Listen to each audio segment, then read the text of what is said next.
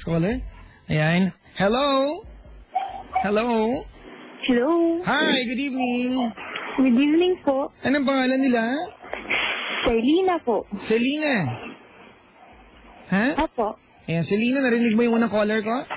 Yeah, binabaan ka niya. Oo, naunahan lang niya ako. Ikaw ba mag-iimbento ka ba ng problema mo? Hindi. Oo, kasi alam mo, pagkausap mo si Papa Jack, totoo akong tao, ha? Ako rin, totoo akong tao. Paprangkahin kita kung sakasakali, ha? Kaya ayaw namin din nag-iimbento ng kwento, ha?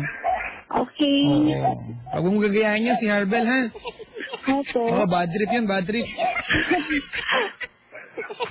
Anong pangalan mo, te? Selena po, ulit-ulit. Sorry. Pasensya ka na, manitula pa rin siya na.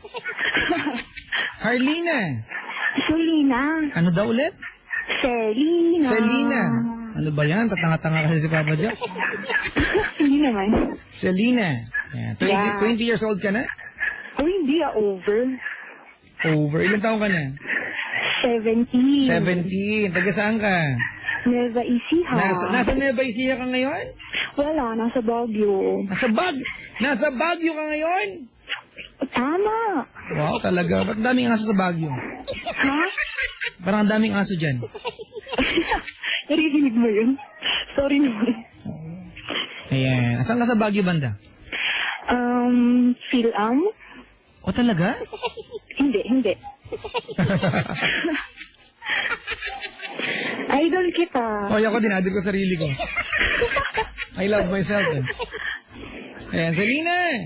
Aha. Ang ginagawa sa buhay? Gaaral. Anong kurso?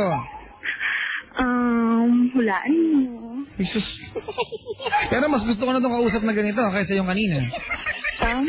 Diba? Hulaan ko. Sige. Oo, kung alam mo kung manghuhula ko, ate, malamang nagtayo ko ng pwesto sa Quiapo, ha? Iyaman pa ako. Huwag mo lang ako pahulain lang. Anong kurso mo? Pharmacy. So, siya. Ikaw ang mga ngalaga ng mga illegal drugs. Diba?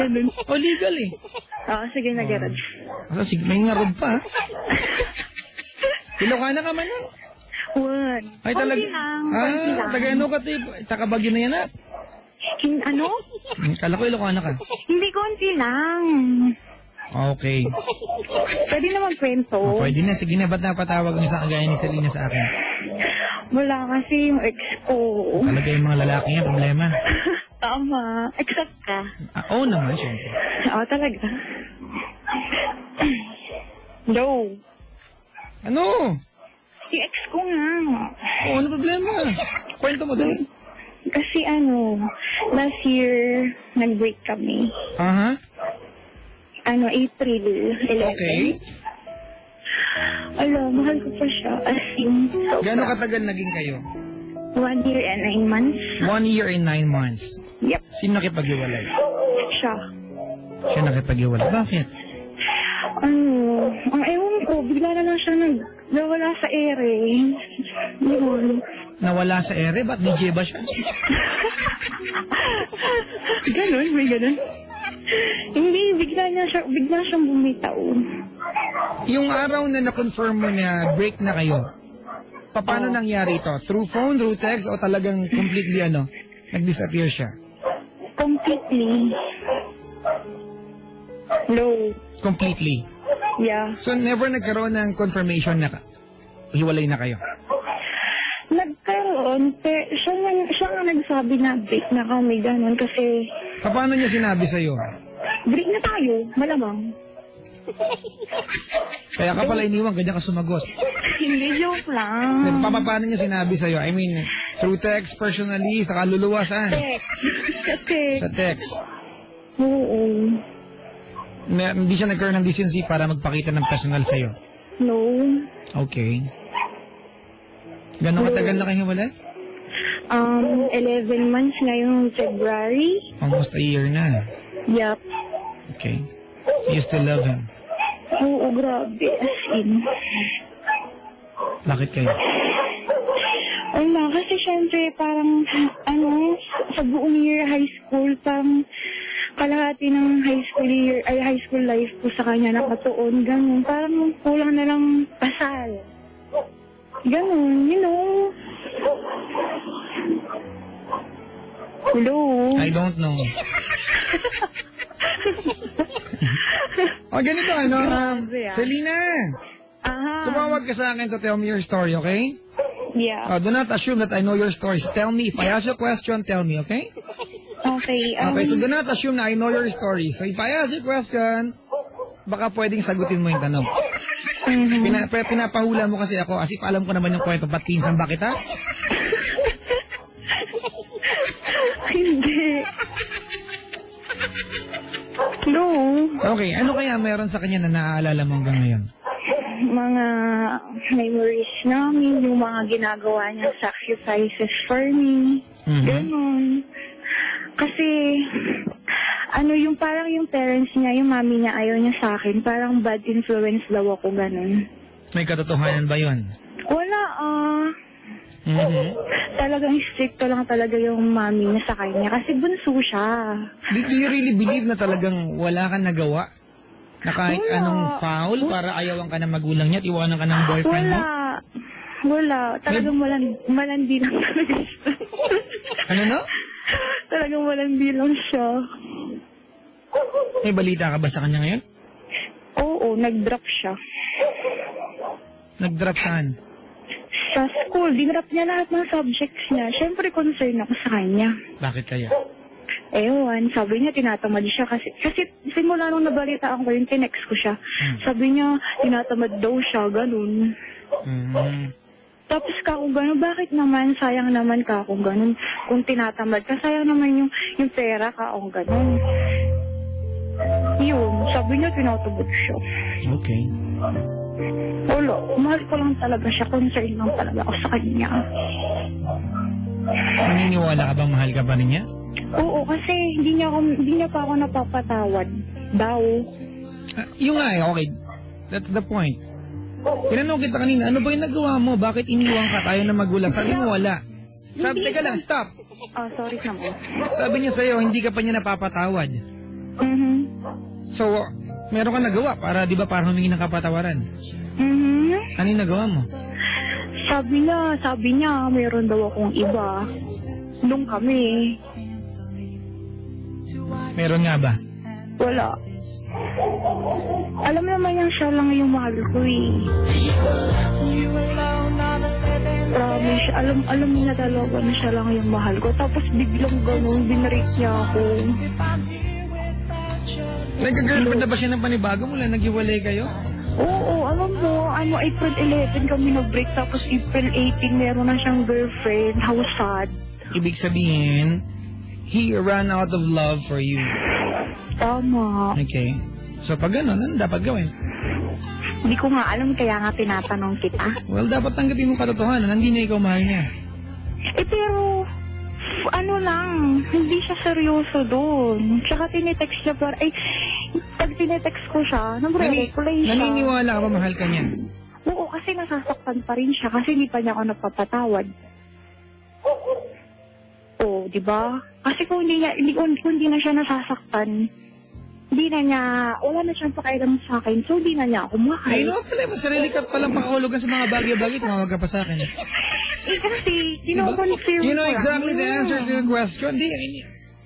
Kasi I beg to disagree, sa lahat ng pananaw mo, masyado kang assuming.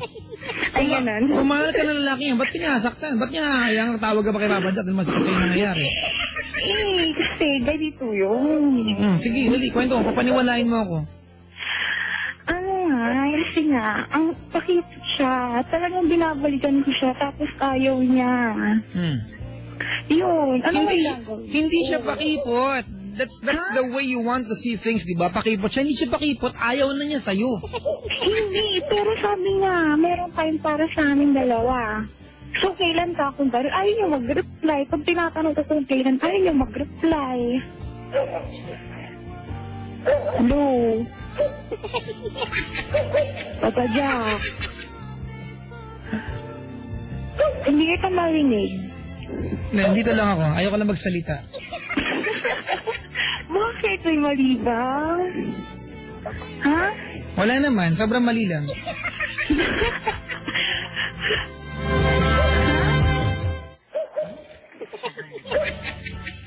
Hello. Ano? Wala. Gusto ko mag-sorry sa kanya sa lahat ng mga ginawa. Kasi gagawin mo muna yan, tapos ako naman, okay? Sige. Alright. Sorry lang, mag-sorry na. Ano pangalan? Ano pangalan niya? Jorem. Jorem.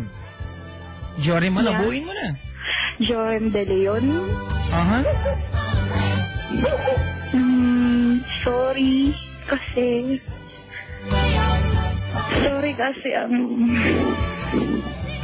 ang dami kong ginawang kasalanan sa'yo. Ang dami mong sacrifices na binigay sa akin, tapos parang wala kang sa akin. Pero alam mo naman, pinagsisisiyan ko yun eh. Pero sorry talaga, mahal na mahal kita. Gusto kong ibalik yung dating tayo. Hello. Sige lang, tuloy mo lang ate. Yun, sorry. Gusto ko lang talaga na mapatawad mo. Gusto ko lang talaga na ibalik yung dating tayo. Yung ang sweet natin, gano'n. Alam mo na yun. Alam ko di ka nakikinig kasi walang radyo dyan sa inyo. Tsaka thank you. Thank you sa lahat. Ang dami kong natutunan sa'yo. Grabe. Yun, thank you. Tsaka mahal na mahal kita. Yun lang. Hello. Yan, dito ako. Tapos na, Papa Jack. Okay, good. Grabe, nakakatawa, ganun. Alright, ganito ka na. Alam mo, naawa ko sa'yo. Bakit? Kasi parang ano ka, pinapaniwala mo ang sarili mo sa bagay na dapat hindi naman. So, ang gagawin ko, dapat tama na, pabayaan ko na siya, ganun. Ikaw, sa palagay mo na dapat? Siguro, kasi ilang months nang wala kami, ilang months nang walang nangyayari, ganun. Ano ba gusto mangyari? Nagkabalikan kami. Or ganito ano, may isang bagay akong iniiwasan ngayong gabi. Alam mo kung ano yun? Ano? Na ma-confirm ko na meron kang parang ilusyon ka ate. Mula na maghiwalay kayo, hanggang ngayon, naniniwala ka, di ba? And you firmly believe na mahal ka pa rin niya. Oo naman. Di ba? Mm-hmm. You firmly believe na mahal ka pa rin niya. At mula noon, aray!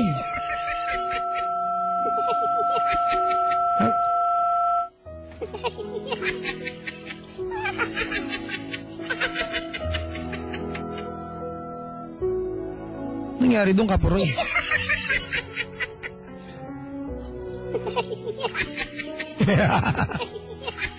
Kinayan siya ng phone. My God. Mga kaibigan, nagbalik kaya siya? Hello? Naging testo eh. Ayan oh. Mga kaibigan, ibabalik po namin sa air yung caller natin. Ito po ang tunog niya ngayon. Ayan. Cellphone yun, di ba? Cellphone. Ubusan ng load.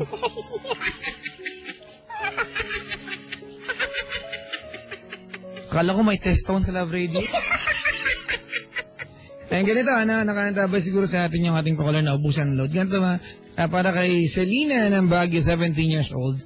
Alright, nakipag-iwalay sa yung lalaki yun. After na makipag-iwalay, nagkaroon siya ng girlfriend. Ibig sabihin, it's doing okay para sa kanya. Diba, nakita na niya na ang buhay at ang mundo niya, diba, hindi lang umiikot sa'yo na there could be somebody else other than you. At feeling ko sa kabuuan ng kwentong ito, ikaw lang yung umaasa, diba? Na what you and your boyfriend had, yung ano man sa'yo na meron kayo noon, diba? Ay mauulit pa. Hindi na, diba? Kasi kung naniniwala kang mahal ka ng lalaking yan, dapat magkasama kayo. Bakit niya hayaan na masaktan ka, diba? Ibig sabihin, hindi ka na niya love. Diba? Kung love mo tao, ba't mo hayaan na masakit? Diba? Ang pinagdadaan ng isang kagaya na si Lina. Mga kaibigan, tawagin niyo ako over 8326171. At least lang po huwag kayong mag-invento ng kwento. Okay lang, makipagkwento ka na lang po kayo sa akin ng totoo. Okay rin lang po yan. No problem. Pero yung ginawa kanina ng ating unang caller, bago si Selena, off-air pa lang po, napagtripan na niya kami. So, wag pong ganun. Mga kaibigan, tawag sa akin over 8326171.